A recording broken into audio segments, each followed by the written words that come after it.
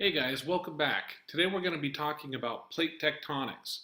Plate tectonics is one of the most important concepts in all of geology to understand. If you don't understand plate tectonics, then a lot of the rest of the course will be a little difficult to grasp.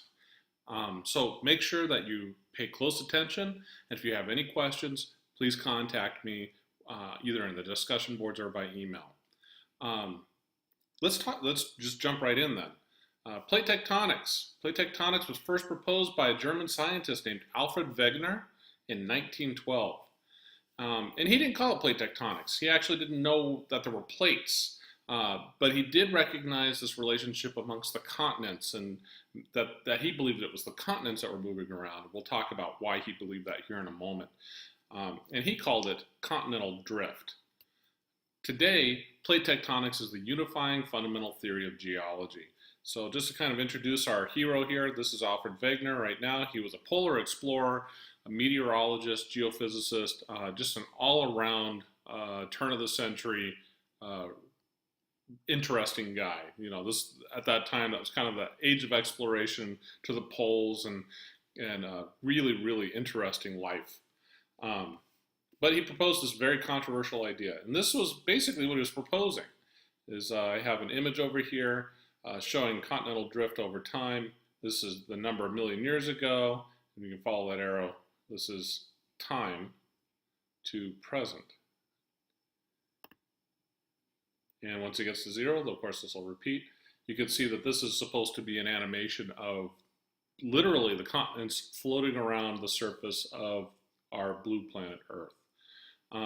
You can see pretty rapidly why people might consider this to be a somewhat controversial approach to looking at the Earth and describing the processes that happen on it, because who would ever think that continents could move?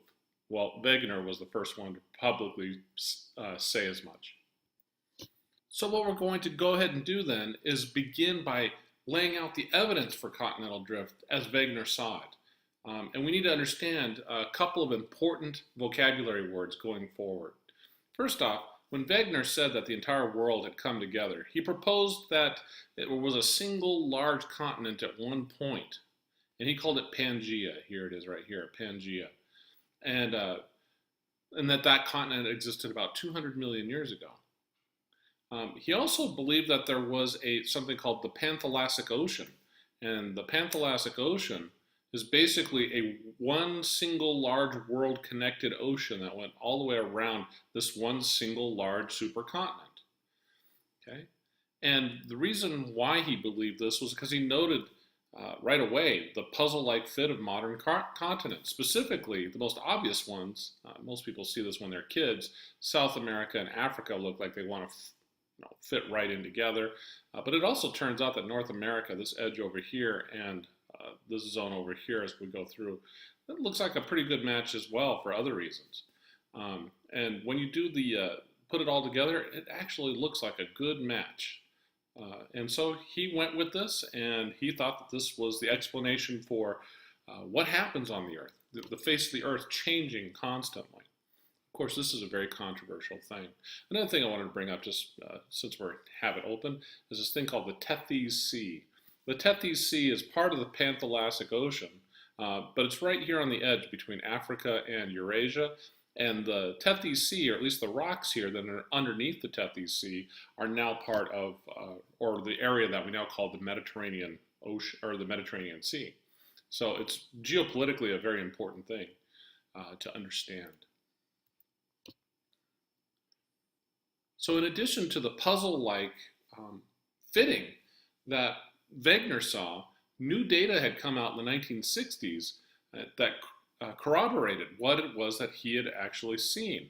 And that was the fact that a lot of people noticed that the outlines of the continents didn't match exactly with each other. For example, here's South America and here's Africa. However, Sir Edward Bullard used a computer model combined with what we now know to be the edge of the continental margins. We're going to be talking about continental margins a lot as we go forward in these series of lectures. But the edge of the continents actually are a little bit underneath water, and that's what these black lines here along the coast of Africa indicate, as well as off the coast of South America and North America as well. And what that implied was that the continents were actually bigger than what they could see at the surface, that maybe there was more continental material that was available. And sure enough, once you match all that stuff up, it turns out that Africa and South America, if you match up the edges of the continents, including the submerged part of it, you have a really nice fit. And this is also true up here in Europe. Remember I said there were features. Look at this. Here's Greenland, which is part of North America. And then, of course, here's the Scandinavian peninsulas. And it fits just nice like a glove right through here. Okay. And this was corroborated using computer models. Interesting stuff, right? It's an interesting hypothesis. So the puzzle pieces seem to fit. Is there anything else? Well, yes, it turns out there's also mountain ranges that seem to match up. So when we look at modern North America here, we have the Appalachian Mountains here in eastern United States and into southern Canada. In the British Isles, we find the British Isles being Ireland right here, Scotland up here to the north. Ironically, it actually doesn't go through Britain. But you get the idea. And then the Caledonian Mountains, which also extend through the Scandinavian countries up here to the north. It turns out that they line up quite nicely when you put them back into these nice puzzle piece reconstructions. And that would be this mountain chain right here. We'll talk about why mountains might form here. But anyways, so not only do the mountains line up really nicely, but they have some other features that are important. There are similar rock types. The rocks are of the same age. And the structures on different continents correlate across. We're going to be talking about mountain structures a little bit as we go through the course. And we're going to find that some of them have interesting root structures or they form in interesting ways, and that these structures can be found all the way through from the Appalachians and into the Caledonians. In addition to the mountain ranges, it turns out that there's additional evidence from glaciers. So there's evidence of glaciation in now tropical regions. Now, this is a very interesting thing. We can make the argument that perhaps there was a period of time in the past when a giant ice age covered the earth in ice and snow, and glaciers were going everywhere. But it turns out that that doesn't hold up, that there are some places that are now in the tropics that were covered in snow, but places that are now in snow that were then covered in tropics. So it wasn't a case of the entire Earth ever being encased in snow, at least not at that time. So that is kind of interesting. How do you get tropical areas, say Central Africa, covered with glacial deposits? These are sandstones and cobbles and things that can only get there because glaciers moved them there. The other thing that we can do is we can study glacial flow directions by the way that as the glacier goes by, it actually rips grooves and scours the rocks, and it tells us the direction. And so these arrows show us the direction of movement in modern Earth of these glaciers. So here we can see that in all these cases, they're going to the north. Which implies that the glaciers probably originated down here in Antarctica at some point. And sure enough, when you go ahead and you put together the Panthalassic Ocean, you put together Pangaea, the giant landmass, it turns out all of these glacial areas match up. And they form a nice little bullseye right around the South Pole. And they're all going away from the Antarctic subcontinent, or at this point subcontinent, but the Antarctic continent as we see it today. And it does, in fact, support the idea that there was once a very large supercontinent which had glaciers moving away from the southern pole, which is now Antarctica. You notice Antarctica hasn't really moved much, but the rest of the world has. And plant and animal fossils indicate different climate than today. There's lots of evidence that indicates that not only was the tropical regions that we now have formally in glaciers, but again, the animal distribution, say the kinds of animals that would say live in tropics now, were in very different places back then. And it only makes sense if the landmass itself moves. In addition, we find some really interesting distribution of organisms. For example, we see this fossil here that dates back to the Mesozoic, which is to say the time of the dinosaurs. It's in the western half of the Atlantic Ocean, and it's in this area that we now would consider to be southern Brazil. And then over here to the west in Southwest Africa and South Africa, we find similar fossils, if not almost identical fossils. And notice the distribution is this nice semicircle here, it's a nice semicircle here. And then there's mountains on this side and mountains on that side. What's really interesting is if we put South America and Africa together, this circle and that circle and this edge of the circle and that edge of the circle line up perfectly. Okay, so same fossils found on continents that today are now widely separated, and modern organisms with similar ancestries. Right, so we actually see common biological ancestries in areas that are so far apart that they would never have formed that way on their own. They had to be together at the time and then separated later on by mass movement of the continents. Okay, so let's talk about the actual publication when this idea came out. You would think that this would be revolutionary and that people would, take it in and think it's just the greatest thing since sliced bread. Not all new theories come out that way. So in 1915, Wegener published The Origins of Continents and Oceans. And guess what? You can still buy it on Amazon. This is the copy of, I believe, the 4th edition, if you can still read it. And you can see that he actually had a pretty good conception of what he believed, right? Here's the Panthalassic Ocean, here's Pangaea, and here you can see it breaking up. And of course, he suggested the continents plow through ocean basins via tidal forces. So one of the interesting things in science that you have to be able to do is not only come up with the observation, but you at least have to take a good guess as to what you think is causing it to happen. And he said tidal forces. This, of course, was met with hostile criticism and even open ridicule. He was somebody that a lot of really good scientists would laugh at.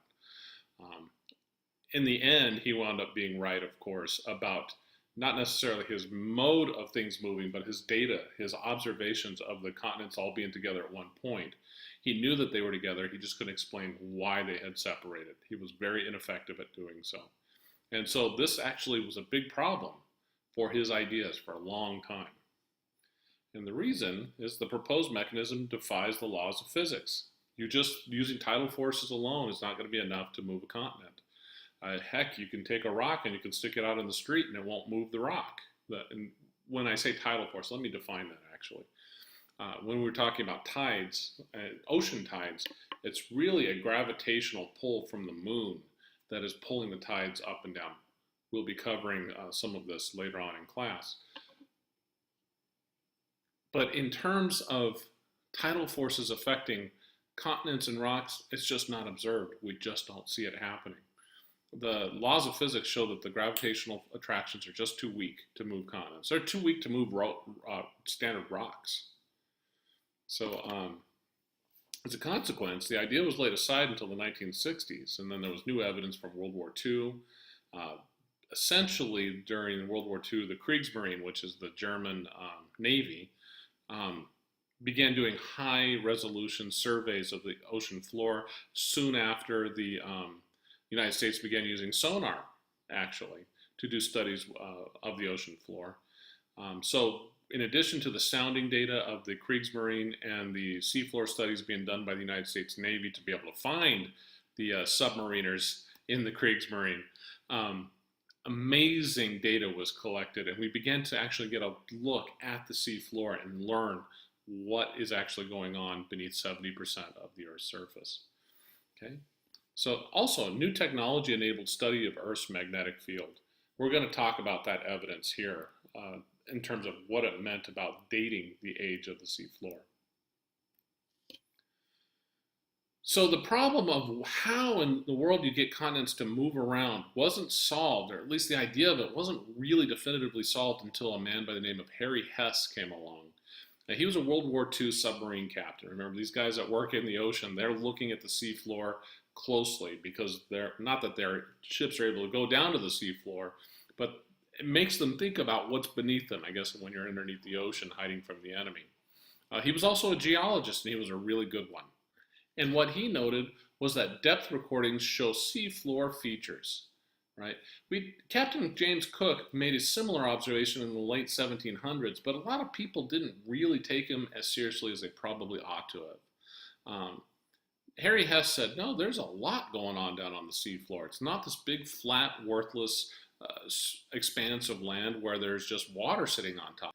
There's actually got to be valleys, there's actually got to be mountains, there's actually got to be canyons, all kinds of interesting stuff. And he wound up giving us the idea of seafloor spreading. And his idea from seafloor spreading came from a notion that he had about something called mantle convection, driving the continents around. Not just the continents, but actually splitting the seafloor. And the idea is a really simple one when you think about it. As a matter of fact, here's Harry Hess. I thought I'd go ahead and point him out. And this image over here is, and hopefully this won't cover it up, but you can see this is supposed to be a heat source. And essentially what happens is you have something of equal density and you heat up the bottom part of it. It gets hot, it gets less dense, and it starts to rise. This is the reason why smoke rises. It's the reason why bubbles rise up in your soup, and you wind up, when you're cooking soup, you get these convection cells that begin to set up. And essentially they come up and they dump their heat, and when they dump their heat, they get a little bit more dense, and they sink back down to the bottom, and then they repeat the circle. And basically they turn into a nice heat engine. And Harry Hess came up with this idea. He said, if this is happening down at the bottom of the seafloor, it's very possible that the seafloor is actually being ripped apart and it's spreading apart at different places. Fascinating. Of course, we don't really observe this up on the continents. We'll talk about why as the course goes forward. But in the seafloor, if you're able to get a really good view, it turns out he's completely right. So the structure of the seafloor as we now know it, and based upon some of the stuff that Captain Hess had reported, was that essentially there was a convection cell that existed in the mantle. It was, as the mantle was trying to move hot material up to the top and in order to cool itself, that you set up a convection cell underneath this seafloor. And then you'll set up another convection cell underneath the seafloor, just as we just saw in that little heat engine diagram I was presenting.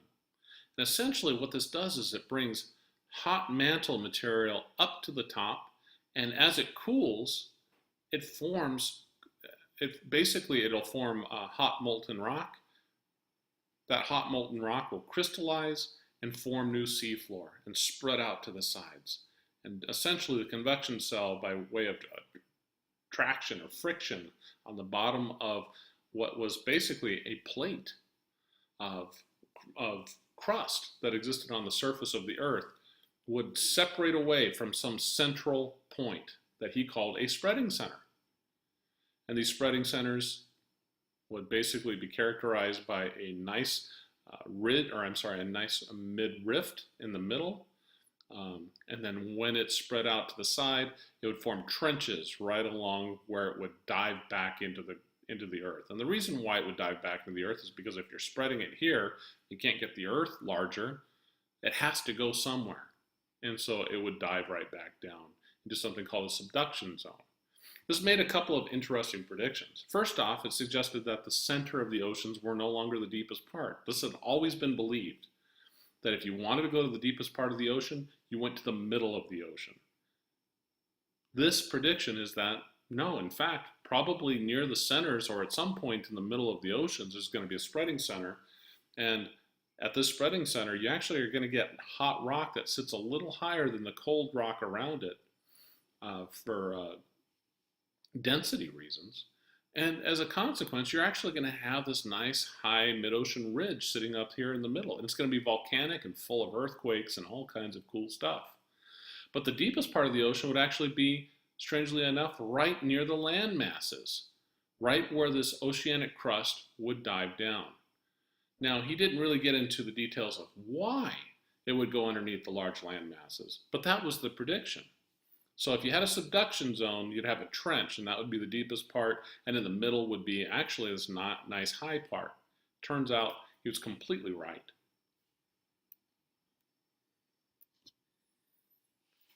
Additional evidence came out in the form of magnetic stripes on the seafloor. So when we began in 1963 to publish and actually interpret the seafloor magnetic signatures, we had an absolutely amazing revelation about these spreading centers, right? This confirmed what Captain Hess had long been saying since the 50s. Essentially, you get a spreading center formed by magma. You get basically these arrows show that you're moving this part over here to the left, this part over to the right, and it's ripping open the surface of the earth right at this point here. And as you rip it open, magma comes in and fills in the gap. And an interesting thing happens. The earth has a magnetic field. And that magnetic field does some really interesting things over geologic time. Right now, the magnetic field points to the north. But it won't always do so. Eventually, it will flip and point to the south. And then it will point to the north again. And then it will point to the south. And these reversals, as they're so called, occur maybe every 100,000 years, 200,000 years, or several million years. It turns out there's no regular reversal rate, but it does happen. And we can see it in the seafloor, that we have periods of time where the direction of the magnetic field would be locked into the rocks because the rocks have iron in them, and it would preserve that magnetic striping or that magnetic direction. Okay? And essentially, over time, more spreading would occur. And this time, those rocks that were right here, this yellow band right here, is now ripped off to the side here, ripped off to the side here, and more magma would come in, fill in the gap in the center. But perhaps during the time that this one is forming, the magnetic field is switched, so the arrows are now reversed. And then again, the process repeats. There's another magnetic reversal.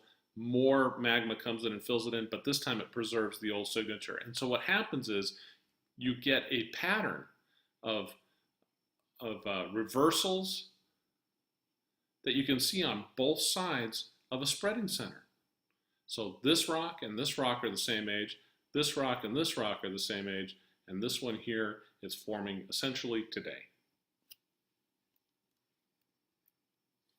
In the late 1960s, there was a deep interest in the age of the ocean floor. A lot of it was based upon how old these magnetic stripes were. They wanted to know when these things happened, so they can correlate rocks, for example, in the Pacific with some over in the Atlantic, just using the magnetic signature. They can figure something out about that. And so they went out and they started drilling all over the world. And what they noted was that, in fact, they found mid-ocean ridges. This one here is in the eastern Pacific.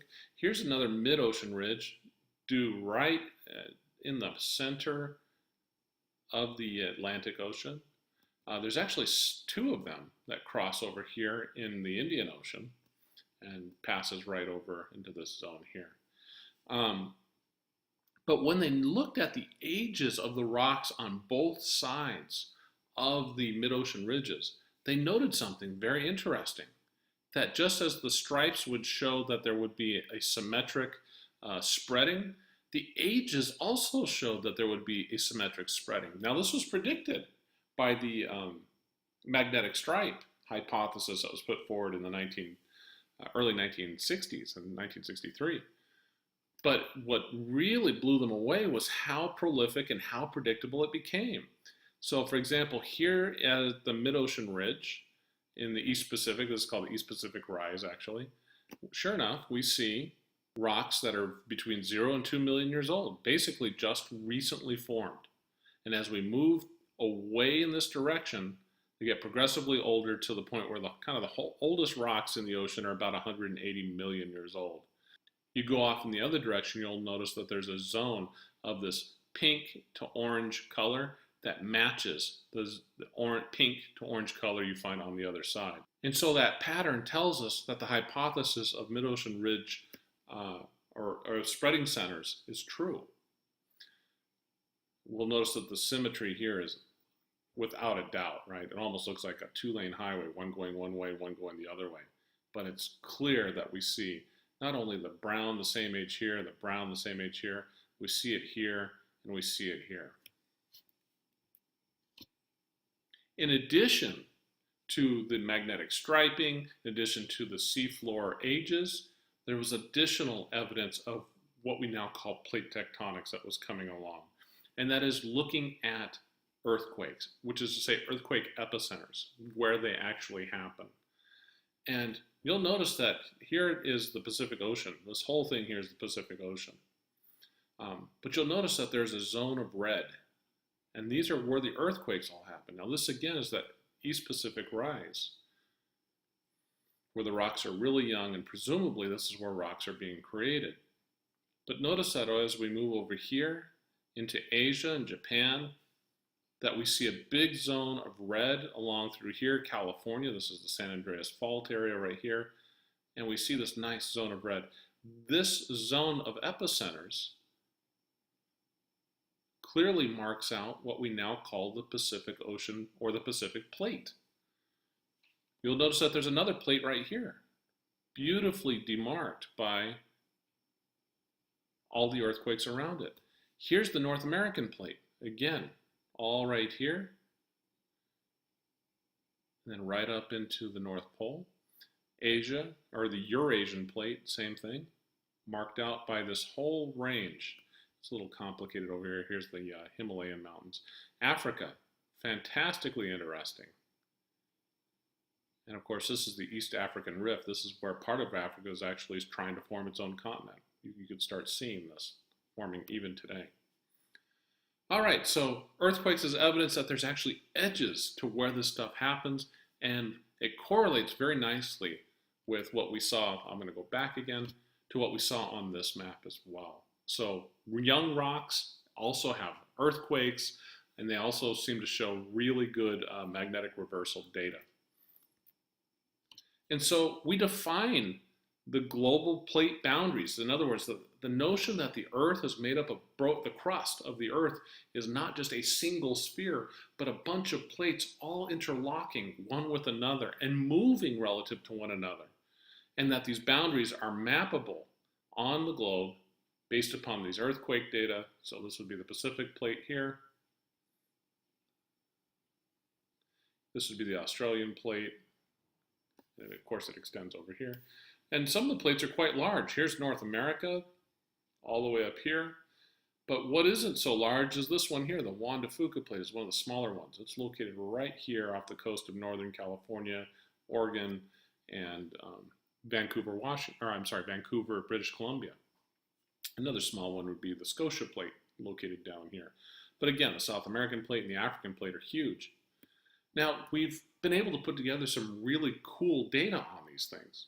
First, we notice that these arrows indicate the directions that the plates are moving. And so here we see the South American plate is moving to the west, but the Nazca plate over here is moving to the east. The Pacific plate is moving to the northwest. The North American plate is moving to the northwest. So this is an interesting relationship that results in the San Andreas Fault right here in California. And we can go on all day just on plate tectonics. Fascinating stuff. Another thing that is kind of interesting are these numbers. Here we see a 12, here we see a 16, here we see a 6. What these numbers indicate is the spreading rate. So you don't see any numbers over here because it turns out that this is where the Pacific plate is running into the Eurasian plate, and the Eurasian plate is moving into the Pacific plate. So it's not creating any spreading centers. But there is a spreading center here, right? The Nazca plate is going to the east, the Pacific plate to the northwest. And so we have spreading here of 16.5 centimeters per year. That's a lot of spreading. All right, the same thing is happening down here in the African plate versus the South American plate. They're moving away from each other at 3.5 centimeters per year.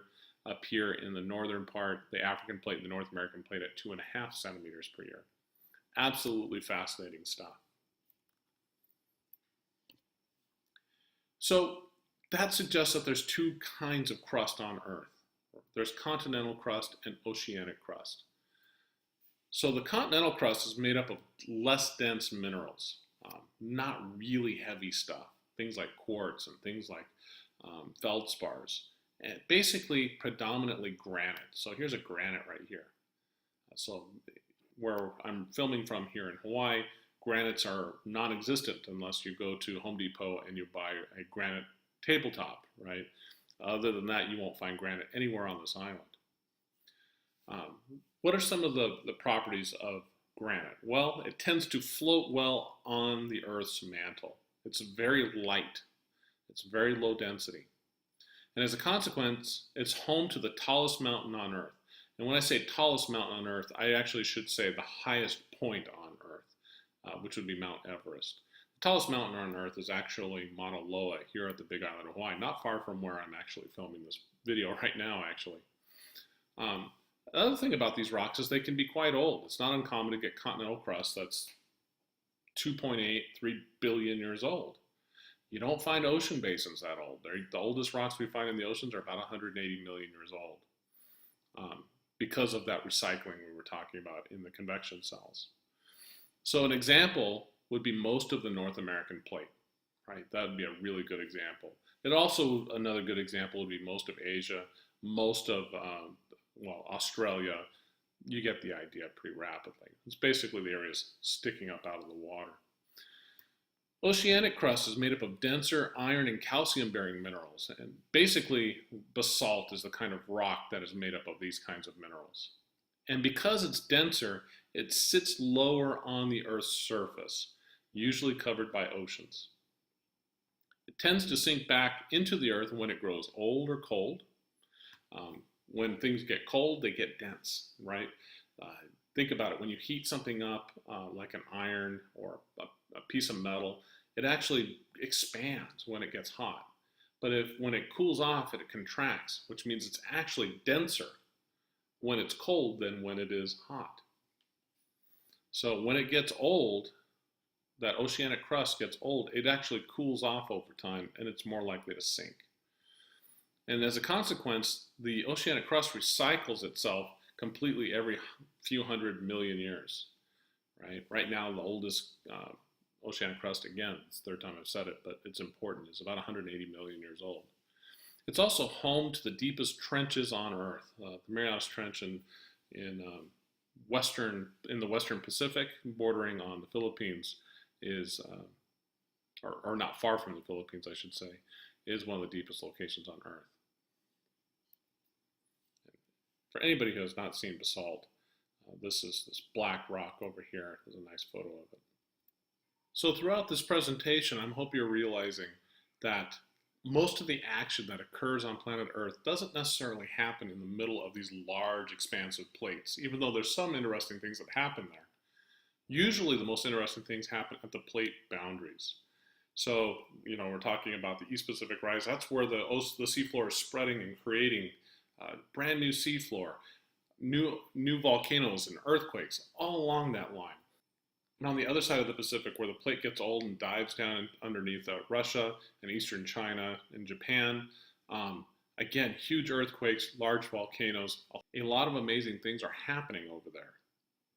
So I think it's important that we spend a little time talking about the types of plate boundaries. And there's three principal types. There's divergent plates.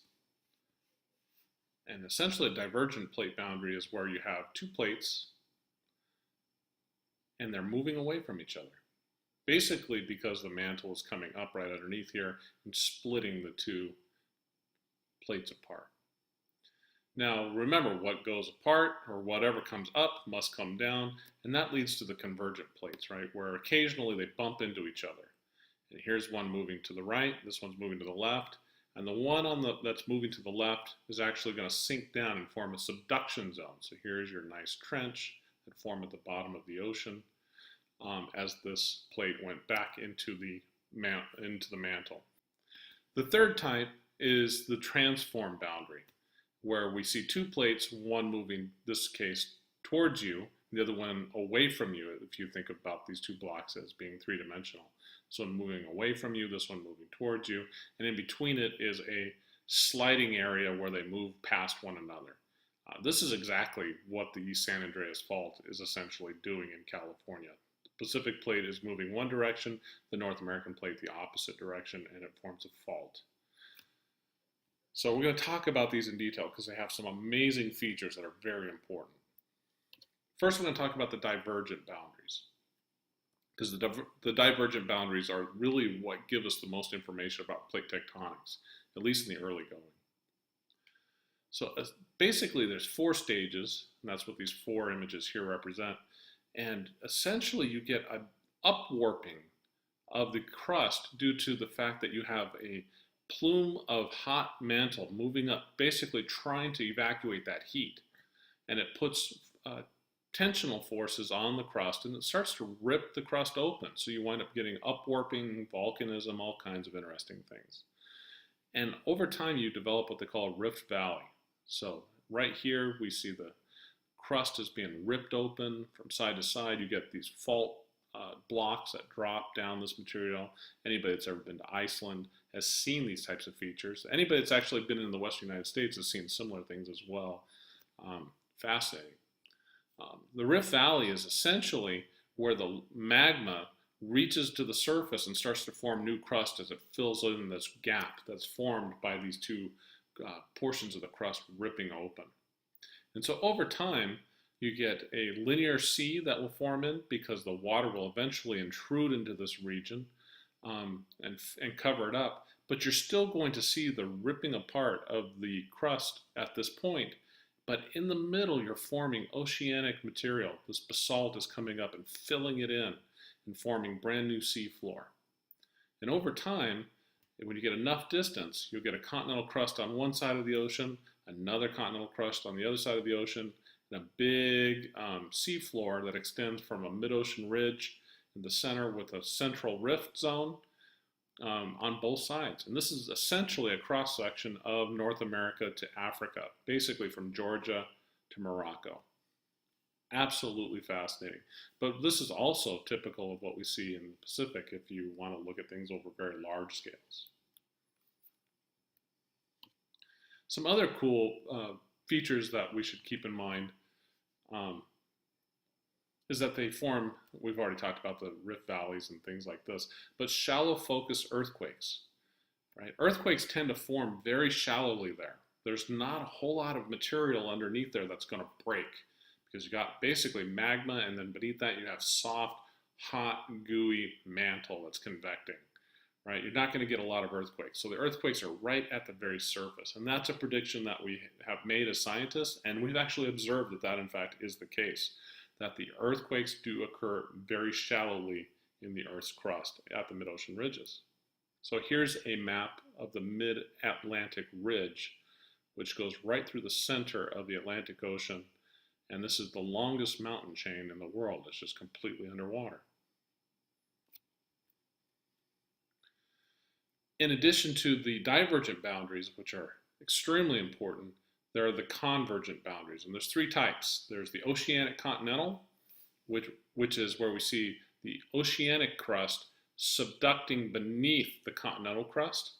We have oceanic to oceanic, where we have, again, one oceanic plate, but in this case, subducting beneath another oceanic plate. And then, of course, the third type is 2 kinds of continental crust running into one another. And of course, when that happens, who subducts? Continental crust is much less dense than the oceanic crust, so it was always obvious up here who was going to win. The oceanic crust always subducted.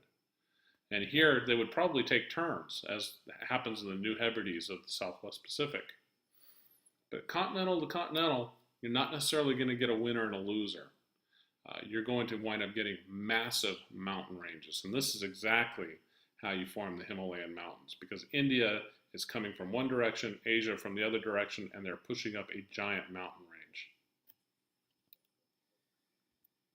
So there are some really interesting convergent boundary features that we need to keep in mind. First off, we need to keep in mind that convergence means that the plates are moving towards one another, right? And in this case, we see oceanic crust over here. So anything that is on the oceanic crust here is moving towards this section of continental crust over here.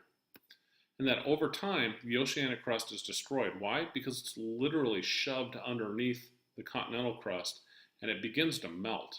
There's basically the formation of an ocean trench that occurs here that basically shows the point where the oceanic crust is pulled under or pushed under, depending on who you ask, underneath the continental crust, and the formation of a volcanic arc. It turns out when you take a little bit of water and you mix it with rock and you bring it to high temperatures as you subduct it, it basically forms the necessary material to make magma. Magma is molten rock at very deep levels, and it forms what they call volcanic arcs, or large volcanic mountain chains on the continents. So think of the Andes Mountains of South America, right? Andean type volcanoes. In addition to that, you get deep focus earthquakes, because here you have continental crust and you have oceanic crust. They're coming in together, and you can get earthquakes all along the subducting slab, the subducting oceanic crust as it comes down. And it turns out that, of course, as you move inland, the earthquakes get deeper and deeper and deeper. Okay? Great forces are involved. It takes a lot of force to make a subducting oceanic crust happen. It takes a lot of force. And some people believe that mineral structural changes are associated. As what they mean by this is that as you push rocks down to very high pressures under very high temperatures, minerals actually begin to change and evolve. Think about diamond and graphite, right? You've all thought about diamond being made out of carbon, graphite being made out of carbon. What is the difference between the two? Well, basically what happens is that graphite put under very high pressure and the right temperature situation will form diamond. Basically what they're saying is here is that you might get earthquakes caused by these minerals changing, right? As the earth adjusts to the change of the minerals within it. Because some minerals are bigger, some are smaller, some have different strengths. Diamond is considerably stronger and denser than graphite, for example. So anyways,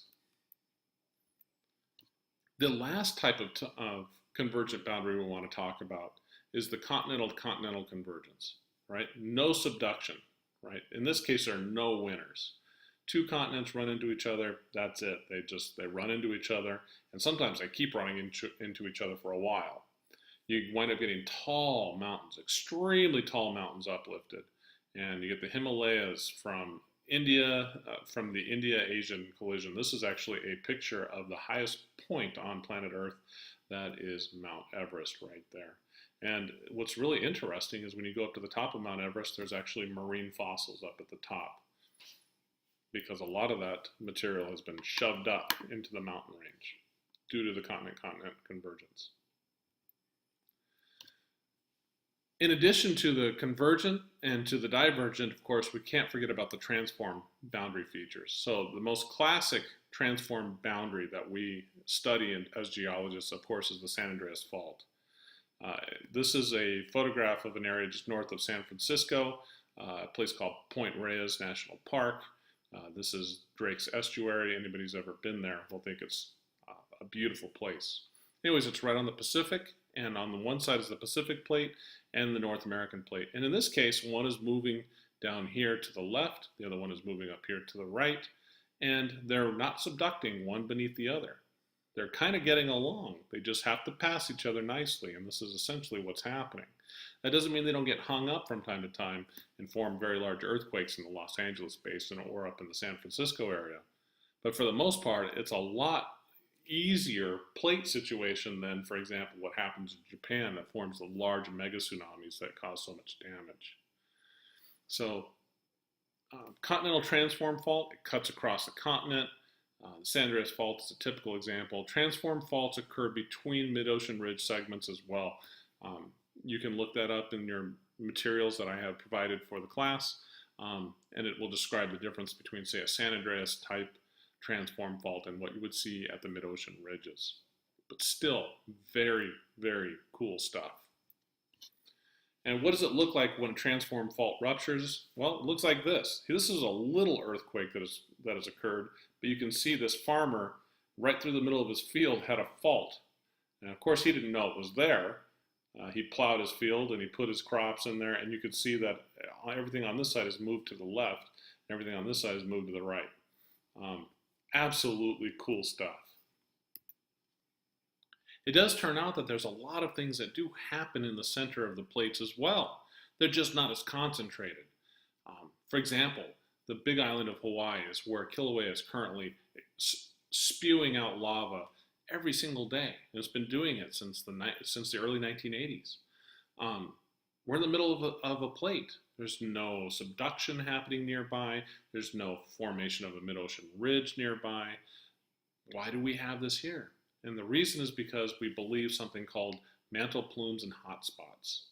And what are these things? They're intraplate features that create volcanic islands within a plate and even island chains. Of course, we all know that Hawaii is in fact an island chain. But Hawaii is not the only one that does this. It's just the most famous example. And the beauty of these things is that they record ancient plate motions. And these ancient plate motions can be recorded in something called a nemataph, which is a hotspot track. Let's explain what a nemataph is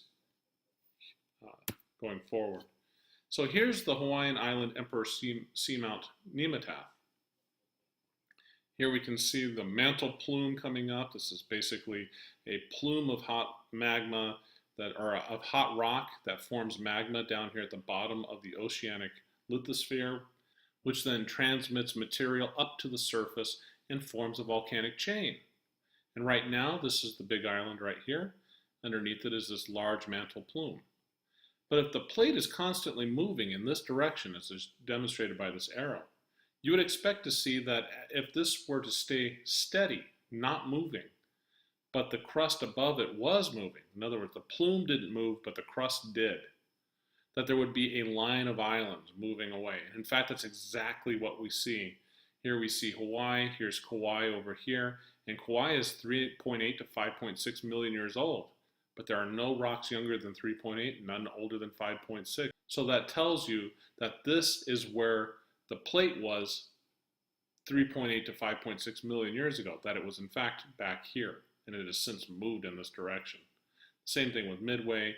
These all formed from the same hotspot and since has been dragged away. And eventually, the big island of Hawaii will be dragged up here as well. These will all be dragged up further, and new islands will form behind them. Currently, right now, the Loihi Seamount seems to be the top candidate to replace the big island as the new youngest island in the chain. So what does this look like from space? So here's an image of the Earth using Google Earth. And down here, of course, this is the big island, and here's the Hawaiian island chain. But underneath here, we're able to look using really great satellite technology. We actually have a pretty good idea of what the large features at the bottom of the ocean are.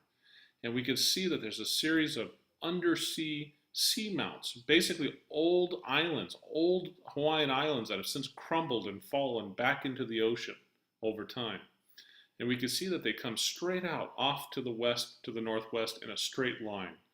This is that nemataph. That's that hotspot track that as the hotspot has stayed stationary right here at this location, the plate over it has been moving to the northwest. But notice that there's another set of seamounts that go off to the north, and they have a different direction than what we see in Hawaii. There's a sudden bend right here. This is called the Emperor Seamounts right here. And it goes up here and subducts underneath Russia. This is the Kamchatka Peninsula of eastern Russia. And what does this imply? Well, pretty simply put, it implies that the Pacific Plate used to go in this direction and has since changed to moving in this direction. That happens. This also indicates that plate tectonics is constantly moving the directions of the plates over time. So this indicates a change in the direction of the Pacific Plate at the time of the formation of these seamounts. And so what makes hotspot locations and mantle plumes so interesting is they explain some of the really fascinating features that occur within plate boundaries. They're not always on the edge of the plate. So when we look here at the Pacific Plate, here we see Hawaii. There's a hotspot right there. But there are other ones too. Here's one, Samoa, and a couple other down here in the South Pacific. We see them all over, and occasionally even in the continents, especially here in Africa. We see quite a few of them, and even one up here in northern Germany.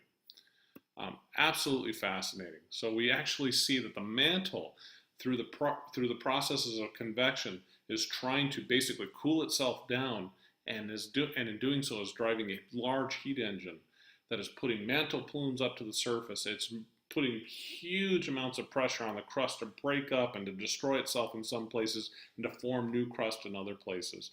The continents are, as a consequence, being floating around almost like bubbles at the top of a bathtub because they can't subduct, moving around at the whim of the mantle beneath it.